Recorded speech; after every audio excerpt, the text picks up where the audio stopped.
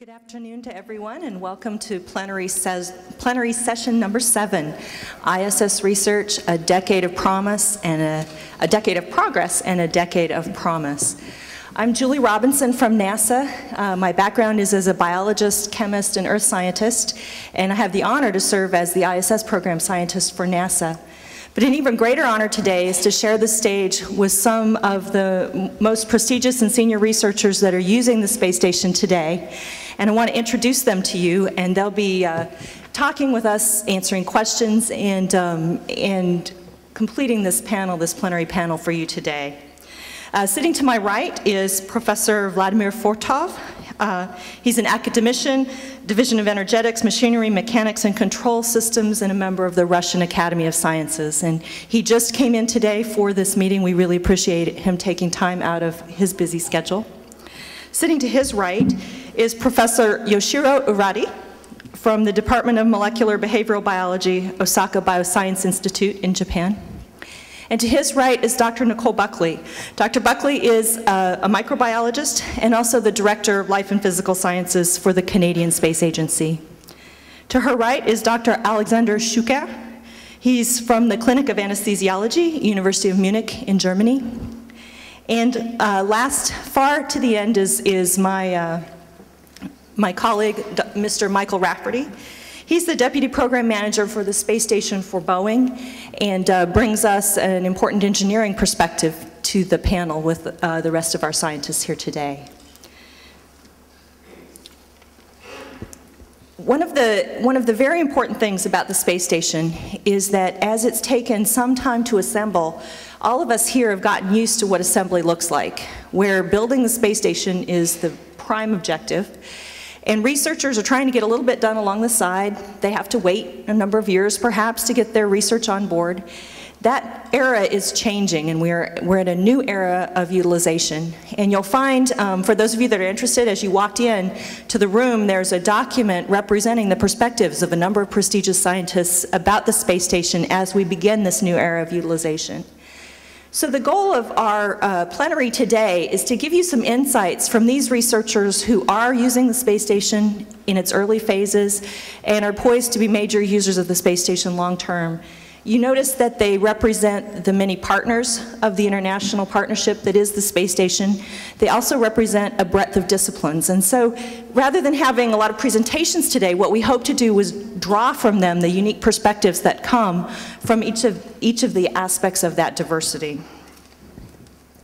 So what I'll do is ask the panel several different questions, and then we'll hopefully have a little bit of time for questions from you in the audience as well. So beginning at my right with Professor Fortov, and this question will be for all of our panelists, so they'll each have the opportunity to give us a brief answer. What do you see, Professor, as the most important early result from the space station research, and how do you see that influencing what is done on the space station in the future? Thank you, Julia. I don't think I have to call and to name some one or two specific scientific results. I would say that the main results from my point of view is that now we see on the space station as an ordinary laboratory, the laboratory where we can plan and where we can conduct the experiments. It's not something outstanding now. And it's very important. We can work with station as in lab. And another point, more general, we now see that space station, the people in the space station can work and develop as on the ground. And you know for sure that in a few billion years, 5 or so, our sun will burn out. And we have the perspective to come to the space and to find another planet or do something. And the space station gives us the optimistic opportunities. Thank you very much. Arati-san, what do you see as the most important early results from the space station? Yeah, so I love my work. So I'm a biochemist, so I have the chance to use the ISS to generate high-quality crystallography. So in my experience, one of the most the promising data was we can use microgravity condition for long period, and the more and more times we got the much better high-quality crystal. So the most frequent experience to use microgravity is a real that, how should I say, present from International Space Station. Yeah, this is my answer.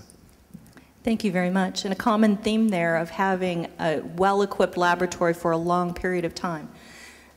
Nicole. I think my answer will be a little more general, perhaps. And I think that the outstanding characteristic that allowed ISS to happen and has characterized all the research done has been the international collaboration. We haven't had a lot of opportunities to use ISS up until now, but I admire how the scientists have worked together to make the most of them, so that there's very rarely an opportunity that's just done by one scientist. It's usually shared among many scientists from different countries. And I think that was the same characteristic that led to the existence of the ISS in the first place, since we know it wouldn't have been built without international collaboration. Thank you. Thank you. And Alexander, what do you see from a medical perspective? Yes, Julie, as you mentioned, that the ISS has been built up in the last decade, and research is now getting more and more important after the technical challenges have been almost resolved. And as we know already, as of now, there are very interesting increase of knowledge on different areas of research, either the fundamental research on the cellular level, and there are also some very interesting research also going on in the field where I'm interested in, immunology and stress research, so the translational research between what we can learn from space to our patients, but which is evolving now. We cannot draw any conclusions so early. And I think as a kind of spin-off as well is the improvement in not pure new technology, but to improve the hardware that we use here on Earth, or the methodology, and to make it happen in space. And this gives us also a chance to, for example, to work with very minute amount of blood, for example, because we are not able to do more in space. And we can do it for our neonates here on Earth. So there are smaller spin-offs already available. But I just would like also to draw your attention to one aspect that has not been much in our scope when we talk about 10 years of ISS. I think it's also the parallel research that is going on here on Earth for doing research at the next step in space. And I think this is, until now, it's underestimated, because this is a unique field of study conditions where you can investigate in a very integrative way healthy people. I think this is really unique, and this comes also out of research made for space or going to space at a later stage. Thank you. Thank you. And Mike, what's your perspective? Well, first I'd like to say that I'm honored to be here with this eminent group of scientists. As the engineer in the group, my emphasis really is on the experience that we've gained in building the space station. The space station itself is the largest spacecraft that humanity has ever built. It was done in an international cooperative fashion, which in and of itself is a huge achievement. And so the experience of building it is a direct benefit to the engineering community. Along the way, we've learned many lessons. I'll kind of pick on environmental control systems as being one of the key areas. It's key for the future, and last year, in the early part of last year, we went to a crew of 6, which really will allow a ramp up, and has allowed a ramp up of utilization in the space station itself. But it's also put a lot of stresses on the environmental control systems, and so that's an area where we're learning a lot today that will be relevant to the future. Thank you very much. As you noted, assembling the space station has taught us a huge amount and is an accomplishment in its own right. As we look at the completion of assembly and moving into the utilization phase, what do you see the role of utilization for technology testing being on the ISS? Well, I believe there are a broad spectrum of activities, and our panelists, of course, know a lot more about those than I do. The area that most interests me is the material science area, which really affects our ability to design spacecraft for the future and use improved materials. So we have an externally mounted system called MISSI, which is a package of experiments that expose different kinds of materials to the space environment and see what happens to these materials over time. And for the engineering community, this is really important because it helps us to design spacecraft that can withstand this environment and have longer life. An example of that is solar arrays. We've got a set of solar cells that are part of this MISSI experiment that will allow us to see which one of these types of designs has a better lifetime and can produce power over the long run, which of course is very important for our spacecraft. Thank you. And as we develop new technologies for space using the space station, how do you see that benefiting economics here on Earth? What does that technology development mean for the countries that do research in space? Well, of course, spacecraft have had a huge impact on our life every day. If you think about the cell phones, probably look out in the audience and there's some people on their BlackBerry, I'm sure. And it's all connected together, and it's really spacecraft that allowed a lot of that to happen. So I think that would be my answer on that. Yeah, that's an excellent point. I think Dr. Shukar had mentioned translational research generally as an important aspect that he saw for medical research, and we've really been talking about translational research in technology development as well. Alexander, you've been involved in a lot of extreme environments. What do you see as the importance of research on ISS compared to those other environments? Yeah, as a clinician and a researcher interested in the entire body, so on the microphone. Sorry. So we have a more holistic view on the entire person. We are also interested in space research. So for us, the ISS will always be the golden standard, because there you have all the stressors that are opposed on the human body, which are not evolutionary, let's say, prepared. Yes, gravitational lack of gravity, almost lack of gravity, different radiation patterns, etc., and confinement.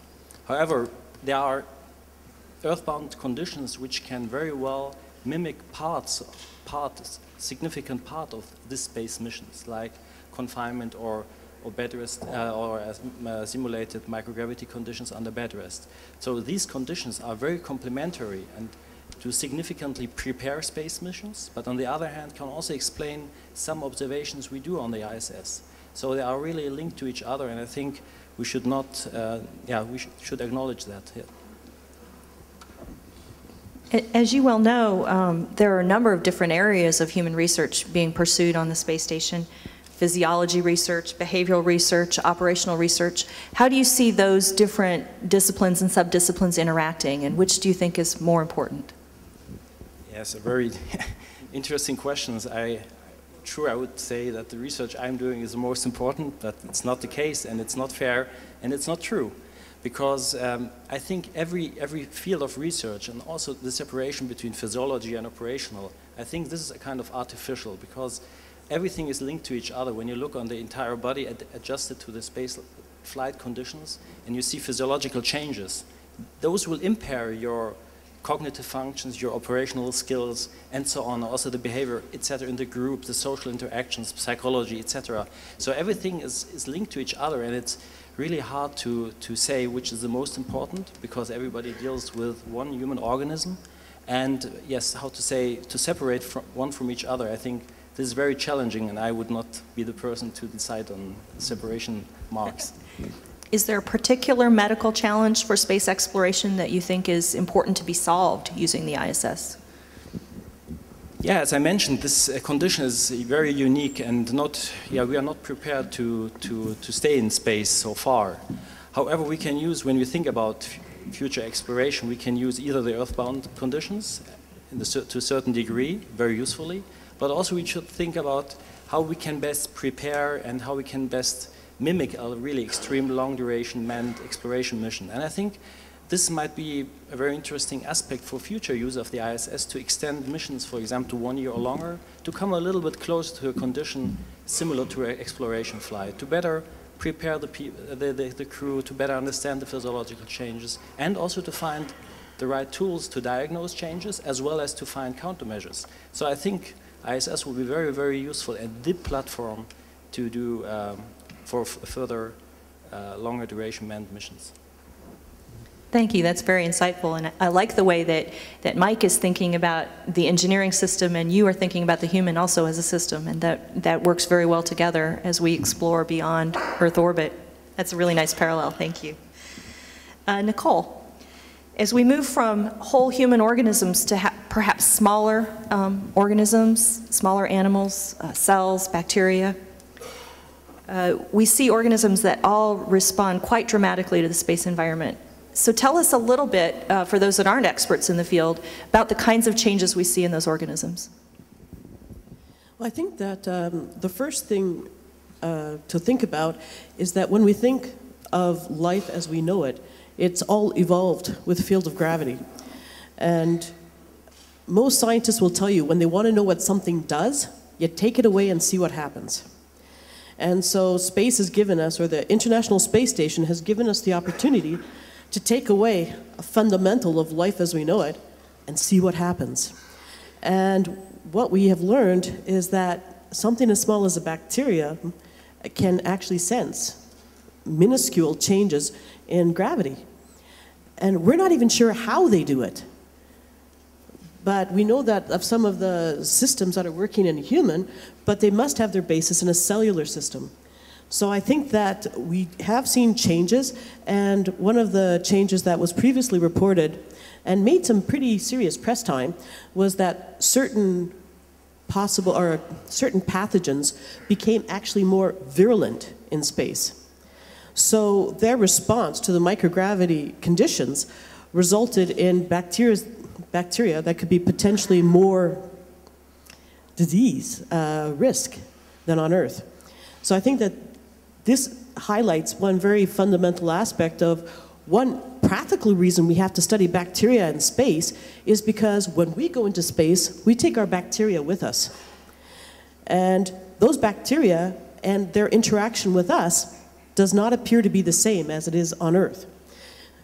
So we better understand that very well, and maybe if we understand it well, we can actually use that to help mitigate some of the other health risks, and also to reduce risks. So I think that that's one aspect. And the second thing is, at our best, right now, we're going to have 6 astronauts on space. Any researcher will tell you that as a sample size, kind of small. There are not an awful lot of different ways to be alive. This is another theory I have. So you can put millions of bacteria and you see how they respond to living in space. So you can get a significant sample size, and maybe you can draw. I understand that bacteria are not the same as humans, but we might be able to identify biomarkers or get some hints at what we should look at to better understand the human organism. So I think that it's really important to use some of the cellular models because, bottom line, we're made up of individual cells. And what we can learn in space is some real fundamentals of life that, as a scientist, that's always fascinating. We can also learn how to stay safe from a possible threat of bacteria. And we can also use the viruses, the bacteria, also as monitors and as models for how life responds in a space environment. Thank you. So if I heard you correctly, you referenced something that is really fundamental to what every scientist is taught early in their training, and in fact what we teach school children early in their educational period, which is that in science we need to do controlled experiments. So we need to take each factor, add it in, and take it out. So in a way what you've said is that every experiment done only on Earth is an uncontrolled experiment because gravity we haven't tested whether or not gravity mattered to that experiment. Are you willing to go that extreme?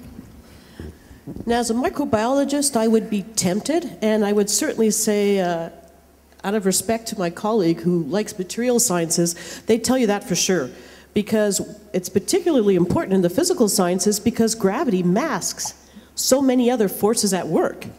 So when you take away gravity, suddenly you understand, oh, this Marangoni convection is really doing something, or diffusion is actually really important. We can't do anything about gravity, but we can do something about perhaps convection or the diffusion, about some of these other properties. So I would say the jury is still out when it comes to living things, but surely if we take away gravity, we are seeing a response. So something else, it's either gravity triggering that response or gravity is hiding something else at work. And the space gives us that opportunity to get that all-important control. That's a great answer. That's a great answer.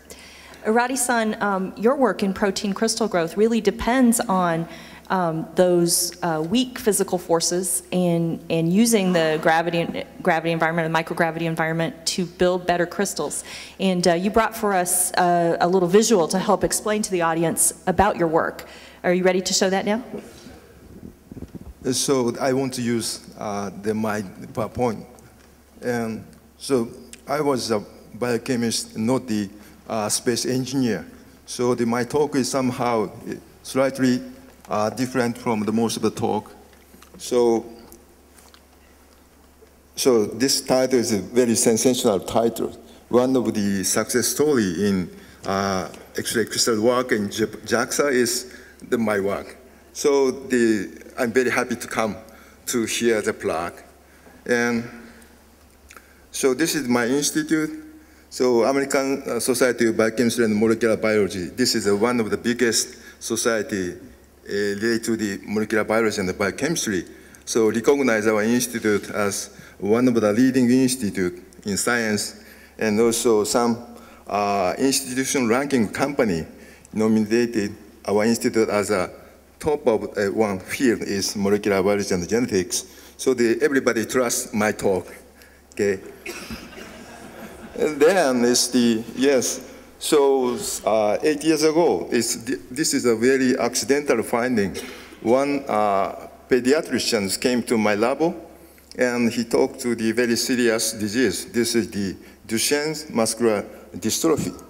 This disease is the most common form of the dystrophy, and every 3,500 boys, it's a very high risk in the Mongolian and the Caucasians, any human beings. And this is due to the genetic defect of the one gene, the dystrophin gene. Therefore, there's no therapy at all. So clinician can diagnose, but no therapy at all.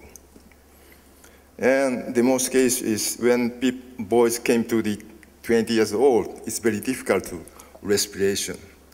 And if after operation to the artificial respiratory machine boys have to stay on the bed. And even though most people are killed by until 40 or 50 years old. And the one day he found that my studying enzyme, this prostaglandin synthase, is induced in the necrotic tissues of this disease. So at that time I studied X-ray crystallographic structure determination. And every year we step up increasing the quality of the crystal. And latter half is also we have a chance to use International Space Station. And then we try to combine, determine the complex structure of the enzyme and inhibitor. So enzyme can catch substrate and catalyze the reaction and release a product. Therefore, catalytic portion is very fragile. Therefore, it's very difficult to determine the precise structure of the catalytic site. But if we can insert inhibitor, enzyme cannot bind anymore. So we have chances much more organized crystal. It means that its resolution is increasing. And this is the one example of how resolution is changing. So in here, so we show the electron density map of the one amino acid tyrosine. It's contained a benzene structure. But 2.8 angstrom resolution is, you can see the plane, not whole. But one by one, it increased the quality of the crystal. So the lower than 1.3 angstrom resolution, it means that you can see the clear hole. And also somehow the edge is slightly knob structure. That is probably the hydrogen. So by using this high-quality crystal structure determination, we can assign the position of hydrogen also. Therefore, now we know that it's really three-dimensional structure of the catalytic site of enzyme in detail. So easy to design potent inhibitors. Then, so we are supported from the JAXA, and also frequently and repeatedly, we have a chance to use X-ray crystal growth experiment in ISS. And also, we are happy to help by Russian Space Agency. Thanks so much. And anyway, it's also we're lucky in Japan, we have very big synchrotron facility, Spring 8. So these facilities generate a very strong X-ray beam. Therefore, the size of the crystal is very small, so we don't care the size anymore. Just only the quality is important. Then, so we optimize drug and try to use the therapy of the disease animal model. In this case, it's a beagle dog. So when beagle puppy was young, this is 3 months old after birth. Their body weight is not so heavy, so the both pups coming from the same mother can learn. But learning style is not so normal, but also they are healthy and enjoy the learning. But after that, we we try to apply pro-drug candidates to one dog. Is white line in the face is a treated dog. And the other one is only the beagle, no treatment. Then we continue almost 1 year treatment, and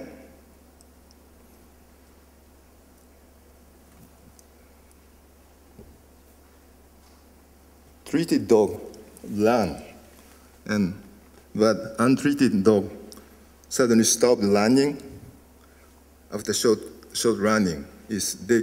Probably he could not enough respiration.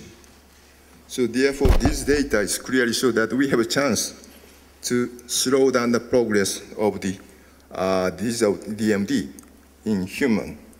So one of the tentative, my conclusion is we have a chance to propose a new therapy of the desirable disease DMD. So this data is also is coming from the space research. So the last end is we obtained from JAXA. So the JAXA people believe that of course, space science is very expensive. And also all countries, our budget was year by year shrinking.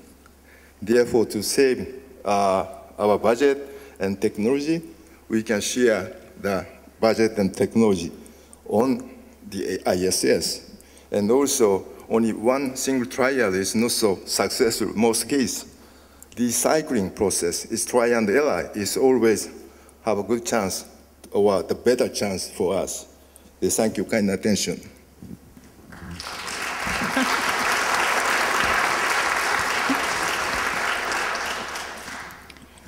Thank you very much. Those are pretty dramatic videos where we see a difference in the animals. And one thing I see that connects between what Alexander had said and what Arati-san has said is you get a result from space, and then you need to go back to the ground and do significant work to translate that result into benefits. And that's a challenge we often face on the space station, is people being patient enough with us for the scientific process to work in the way that it works, so that those results then, the follow-on research is done, and that new piece of knowledge then becomes something benefiting people on Earth. Arati-san, as you know, protein crystal growth has been very controversial in the US, for example. And could you share your perspective on what this example tells us about using space for macromolecular crystallization? So at the beginning, times I also wonder the space experiment is more chance or the better chance to get the high quality crystal. And also, frankly speaking, in the beginning of time is not so big difference in space-grown crystal and also on the Earth ground crystal.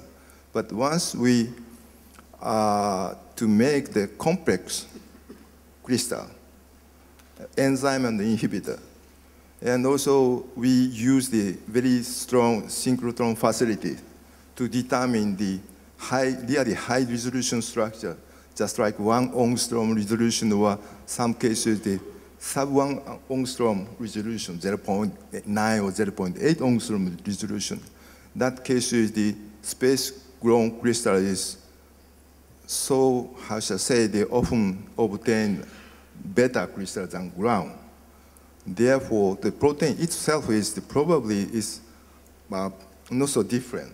But once we have a chance to stop the motion of the protein, and also you have a chance to use a very good X-ray generator, I think that the microgravity is probably somehow effect to very ordered structures crystal.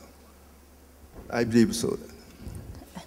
So perhaps what I'm hearing you say then is that scientists may have made a mistake in seeking larger crystals, and in fact but the quality difference is what matters. Is that? Yeah, not that mistake is probably how shall I say the quality of the analyzing machine. So the previous case, most of the people use the in-house X-ray generator or diffraction method, but recently also in the United States, also Europe, in Japan, we had big synchrotron facilities, and the X-ray crystallographer already trained very well how to determine high-quality crystal, the fine structure. Then we got the new data. This is my understanding.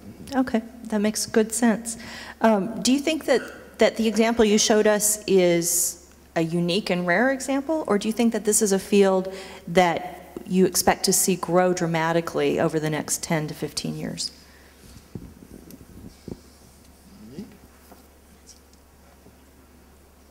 Yeah, but anyways, so this is only one example, but if so many scientists have the affinity to trying to the space experiment. So other examples more coming. Then after accumulation of those data, we will learn how to use the microgravity condition. And also, we always have to think about how to feedback our data to the public people, because even in Japan, we have so many pressure from publics. So why do you spend so many grants? What is your product for people? So therefore, especially in these cases, Duchenne's muscular dystrophy is a very rare disease. So if we request to the big pharmaceutical companies, it's impossible they will get enough size of the money after spending a lot of budget. Therefore, most pharmaceutical companies not so interesting to generate the orphan drugs. Therefore, our basic scientists or somehow the public organization have to minimize risk for those pharmaceutical companies. Because this is one of the examples how basic science has to contribute to the public health. So recently, there's the DMD patient, their families, no hope at all. But now everybody look at my video. So please try to tell the message to their families is please keep hope in next generation. Once we can slow down the progress of the disease, is iPS therapy or stem therapy will take place to regenerate the new muscle for keeping the respiration. So then we may propose new treatment therapy. So this is also the output of the space science. Thank you. Let's move then. We've sort of shifted from humans to cells, to bacteria, to proteins, and now we get to the most fundamental of the sciences, to physics, and Professor Fortov. And Professor Fortov also brought a few charts for us to help in explaining what he sees as importance of research on the space station and his work on dusty plasmas.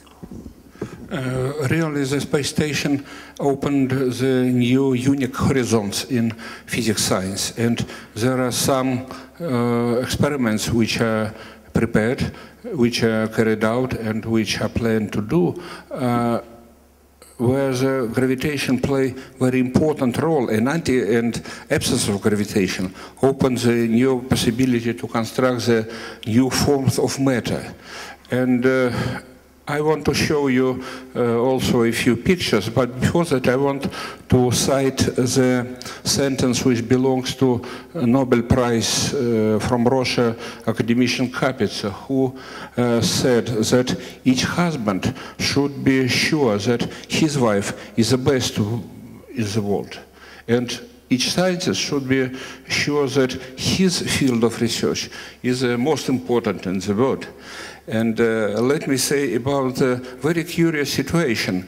The crystals, which done not by the molecules, but is done from the plasma.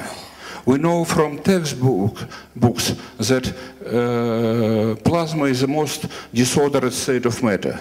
If you start from solid state and heat it, it comes to liquid and comes to gas and then to plasma. So we move from ordered to disordered, and it appears that under special conditions you can organize a plasma crystal. Plasma crystal is a crystal made by the macroscopic dust. And this dust have a huge electrical charge. As a result of that, interaction between them is extremely strong. It's a much more few of magnitude stronger than interaction between the normal plasma particles. But plasma is most distributed state of matter. And as a result of this interaction, the plasma became a crystal-like. And its structure is quite new form of matter, but because of the particles are heavy enough, it's you can see it by your eyes, and because of that, the gravity plays a very important role on that. And under Earth conditions, the gravity squeezes the plasma crystal, and it became like a 2D, like a flat, not 3D as in normal light. And only the ISS experiments or space experiments allows us to investigate the real property with crystals and see the structure not using by the X-ray and with huge source and very nice source, but you can see the structure by your eyes. So it's quite amazing, and only the space station allows us to do that. I can show you the few pictures, and our work in this field is a result of very fruitful collaborations between many institutions.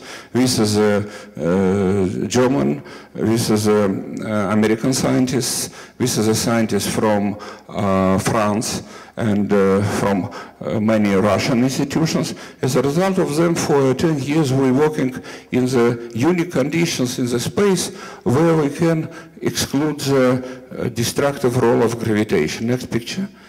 We'll show you the result. Here you can see the movie. This is the result of the plasma crystals.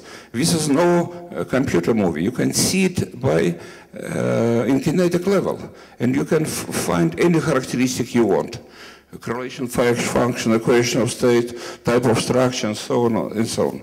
But in your left, you can see gravitational conditions. You see the crystal, but by gravitation is squeezed. But if you come to the space, this is on your right. you can see the 3D, real crystal, and you can obtain a lot of information, a lot of new physical information about the statistical theory and the structure and melting and phase transitions, which are very important to industry. It's very important in microelectronics. It's very important in energetics, in fusion research, because of dust always play a role in the ITER machine, and many, many other fields. Next picture show you the history of our investigation. Again, I want to stress that this is a investigation, traditional investigation, and some experiments was carried out on in different countries, but we together carried out experiments in space, and you can see the history, how our knowledge and our experiments developed here. Next picture shows us some of experimental installations which allow us to obtain the new form of matter, dusty plasma crystals. And you can see the astronauts Krikaryov, who is now director of the Space Center, and how he carried out experiment. He is scientist, by the way. He trained, when we trained him, he trained not only to carry it out and switch on and switch off some devices, but he trained to see what happened, and in interactive regime from space to Earth, he proposed some new measurement. Next picture shows us the experiment we plan to do. This is a Bose-Einstein condensation. This is a very fresh and very attractive area where because of low temperature, the temperature here is about 1 million part of the Kelvin. And as a result of that, the new form of matter, Bose-Einstein condensate, can be generated. But as a result of gravitation, we can measure the properties of that. And our German colleagues, you can see some of them, preparing these experiments, and we hope and soon we'll be able to detect this quite new form of matter, which is very exciting to understand. Next picture, next one. You can see that not only crystals, but the life can be developed in under the space conditions, and you see the team of our researchers working in the space and plasma crystal experiments. And next picture, I'm going to conclusion. Next picture show you unload the space ship on the ISS. You can see Krikaryov again, and here you can see the cosmonaut Honoré. And to conclude, I want to say that our challenge is to propose new experiments, to propose new ideas for space station. And I'm sure that this work in basic research will be developed in all fields, not only in the physics, of course, but in biology, in material science, and in all other fields. Thank you very much.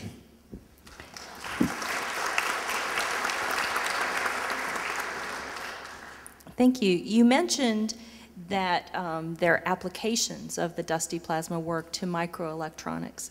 Does it take as much research on the ground to build that application as it does in the life sciences? We feel that application of dusty plasma is very broad. I have no time to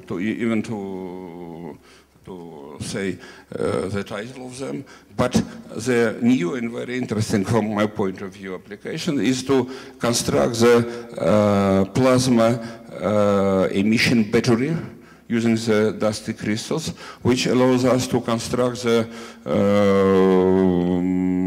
generator like this table with a power about 10 kilowatt, which is very important for the space application, both in manual and in automatic.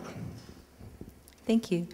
There was something else you mentioned, and I wanted, if I could put Alexander back on the spot to ask a question about that too. You pointed out Sergei Krikalev as not only trained to carry out your operational procedures, but also trained in scientific observation.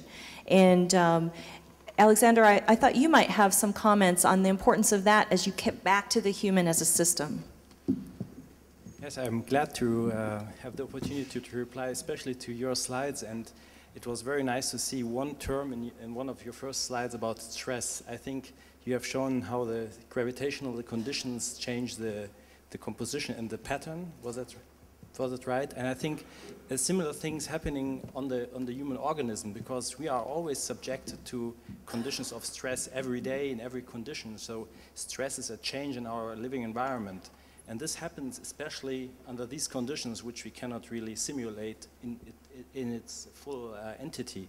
So I think this is a real challenge also to understand how these different stressors are interacting with this complex system of the human body. And I would be glad and happy to say maybe in 10 years that we have really gathered a completely new understanding about the responsiveness and how the system readjusts to these stressors which were never experienced in its life. So I think this is stress and stress reaction. I think this is what it is about. Nicole, Canadian researchers have been looking at stress in plants, and that hasn't been discussed yet here. I thought perhaps you might want to say just a few words on that theme as well. Thank you, and I think that we just saw what happens on the space station, where I wouldn't have believed a clinician and a physicist would be looking at plasma and drawing parallels quite so readily. And so I think that the space station is quite unique, and it brings very diverse people together for common good. And the plant experiment, we did a plant experiment to understand basically how when branches form, the material on the top of the branch and the bottom of the branch can't be the same. If it has the same mechanical stress response, the branch will fall off. So one has to be a little more flexible to sort of grow differently, and so that wood develops differently. Well, everybody has always assumed that that's a gravity response. But then, so maybe it's a mechanical stress response, maybe there are other reasons, and maybe the gravity is just, again, like we're seeing in the physical sciences, maybe gravity is masking other effects. So we had one of our scientists grew willow in space, and the willow, he looped stems to create almost like two branches, if you look at the loops, and he's going to analyze those right now. And I just want to briefly mention, we also grew some, I think it was black spruce in space. And what was really interesting about the black spruce was when the astronauts harvested the plants, they said it smelled like Christmas. So here we saw how science and an experimental procedure actually relieved a lot of stress. And I recently saw where spruce actually has a psychotropic, that might not be quite the right word, but it does have some molecules that affect the human psychological system. So we were very glad to have that secondary effect from one of our plant experiments in space. We've allotted a few moments in our plenary. I think you've heard the diversity and the wonderful depth of knowledge of this panel. We've allotted a few minutes. If there are questions from the audience, if you could please go to one of the microphones, either on the left or on the right, and we can allow those questions to be addressed by our panel.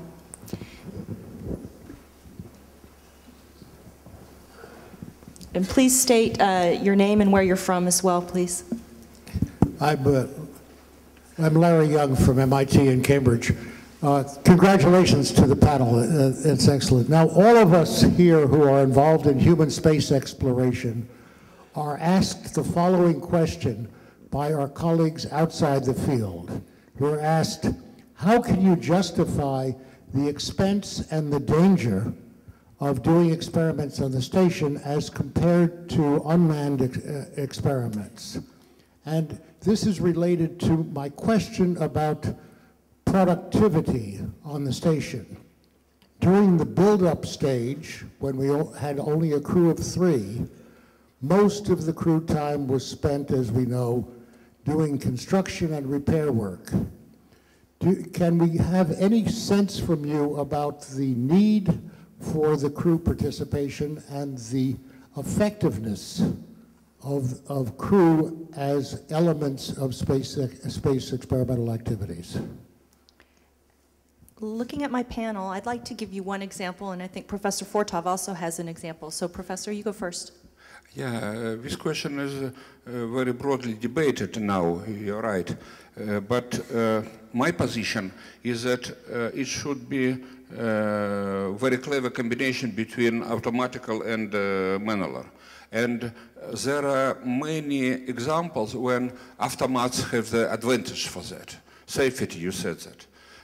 We can move using automat much outside the solar system or galaxy. It's true. The automats can live a few years outside the connection with Earth. It's true. But if you walk on the and automats, it's how to say, the goal of automat to watch on the object, but not actively work with them. The goal of automats is transmit the information as it is. And people sitting on the Earth will analyze it and give some conclusions which are very important, but it's not active. But if you work in the field like it was discussed here, biology, crystallology, chemistry, and my field, we come to the absolutely new area. And using automatic station, we have chance to interfere and to, in dialogue regime, working in that. Because it's quite new. We can predict sitting on the Earth and planning experiments what will be. We know that it will be interesting. And very often, it's my experience and the experience of my colleague who is sitting here, that cosmonauts very often give you, this is new phenomena. What to do? Let's measure that. Let's change these parameters. And we can, in the interactive regime, we can work with, like he's sitting here in the room. And it saves money, it saves time, but really it allows us to obtain real new frontier results, not the results as observation. This is my point of view. Thank you. And I'd like to add an example from the US side, a concrete example of that point. We had an investigation called capillary flow experiment. It's using the absence of gravity to get fundamental equations for capillary flow, which can't be studied with gravity overwhelming it down here on Earth. It was a simple apparatus where the crew member bumped the apparatus so the capillary flow could begin, and then detailed measurements of the contact angle, the shape of the way the fluid was interacting with the container could be made. When the crew member was carrying that out, this one, Sunny Williams, as she carried it out, she noticed if she bumped it slightly differently than had been requested in the procedures, something happened that had never been determined as one of the outcomes that were expected. So she calls down to the ground links her up with the investigator, they talk for about 5 or 10 minutes, and all of a sudden that investigator has a new set of parameters, a new hypothesis, new things to study that had never been envisioned when the investigation began. You can only do that with a permanent laboratory in space, and you can only do that with humans thinking and watching and observing as they make those kinds of observations. So humans are very important. We can take another question. Hi, this is Brent Sherwood from the Jet Propulsion Laboratory. I'd like to thank the panel for one of the most genuinely interesting panels I've seen in a long time, full of inspirational and important stories. My question is, who is the Carl Sagan that's going to bring all this to the world so that people understand what's actually happening on space station?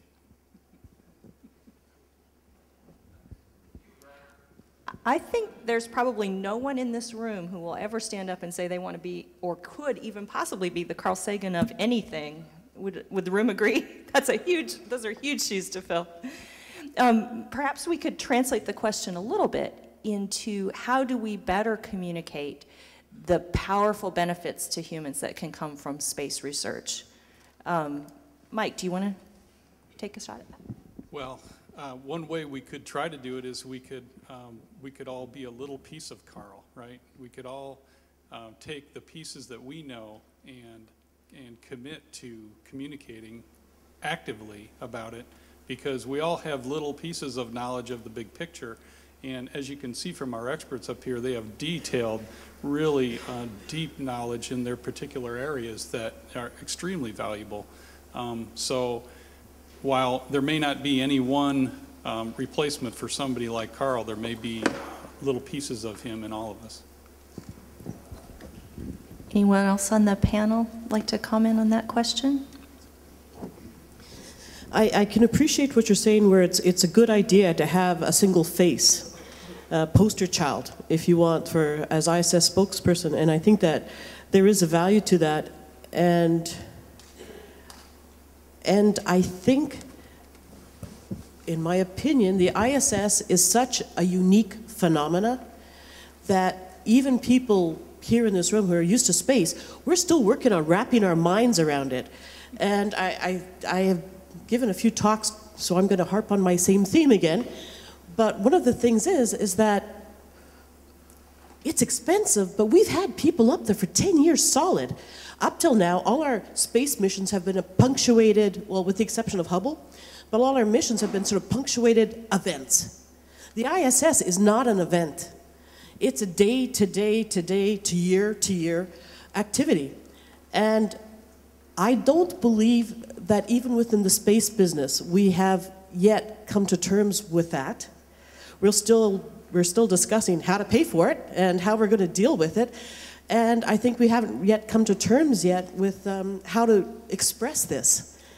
So I think that you've asked a very interesting question, and I have to say that it's frustrating that the wonder that is ISS is still somehow being, I feel, underrated and undervalued by a community that even in space they want to explore, so they want the next step, and by scientists who are cranky because they can't get enough utilization, and by communications people who sometimes say, well, old story, we've heard of it before. And yet we haven't heard of it before. This is so unique. So yeah, I think it would be very handsome. I don't know about Carl Sagan. I could think of some rather handsome, perhaps, potential. And, but I think that could maybe be useful to put a face on an incredible story that I agree has not yet been fully told. Professor Fordhoff, you also had some comments? I want to add only a few remarks in this question. Look, we're talking now about the gravitational absence of gravitation. It's true. But the space gives us not only that, it gives us unique opportunity to work with extremely high energy particles. We know that LHC, Hadron Collider, operating now. Yeah? Everybody looking for new yield from that. But don't forget that on new station, the very fresh experiment will be carried out using AMC installation, which give us opportunity to work with extremely high energy particles, which space give us. One Fermi, as I remember, said that the space, this is an accelerator for poor. It gives you a way to obtain the huge particle velocities by free. So there are many applications and many scientific spheres which space station can give us, and we feel that space station is one front line of unique experiments which are proposed for any fields. Thank you. We're going to close our panel today with a speed vote of our panelists. You've heard three themes of benefits for the space station. You've heard some about space exploration applications. You've heard about benefits for life and especially health on Earth. And you've heard about discovery of the most fundamental nature of the universe and the nature of our world. So given those three, space applications, Earth benefits, and discovery, I want my panel to give us a speed vote on which of those three they believe ISS will be most remembered for 20 years from now. Mike? I would vote for space application, and ISS says setting a new standard for how to do extremely complex international projects. Thanks. Alexander? I would say it depends on the viewer. I think in the eyes of the public, and once we go for further longer duration missions, ISS will be the first platform to test this. I think for the scientific world it could be much more than that, as you have mentioned. So it would be the integration of so many complex systems, analysis of complex systems, from the fundamental to the translational step. So going to the clinic and to test it in patients, or to test the results that we gathered in patients. But it depends on the results at the end. Thanks, Nicole. I think I'm going to also give a science-like response that it usually ends up being that depends. And I think that what we are starting to see, and I think it might happen in space, is that on a small platform, you're seeing physicists, biologists, chemists, clinicians, everyone getting together. So on Earth, we're seeing biophysics existing that didn't exist when I was at school. We're seeing all these new disciplines. So I like to think that the space station will not serve a single function, but will actually bring together all these different things into sort of one mass of translatable knowledge. And that would be my best hope. Arati-san? Yes, so for me, this International Space Station is a new park. So where there's so many crazy scientists coming from physics, physiology, biochemistry, genetics, and also technology. So the ISS stimulates our basic scientists a lot. They try to combine new idea and how to how to collaborate with different field of people. But finally, anyway, this ISS is a product of human being. So I hope finally we have to feed back something to the public. In this sense, the second one is so to contribution to the public health in living on ground, on the Earth, is a mission of ISS. I believe so. Thank you. And Professor Fortov? Now, during 1 hour, we discussed very many, very bright applied and basic results which obtained. But let's remember that we touch only 1 dozen of all the experiments and all the results which came from here. We have no time to even list that. But I want to say that I want to cite one sentence. There are nothing more pragmatic than the good basic science. And basic science gives us the base for many, many applications. And we have to continue our exploration using ISS.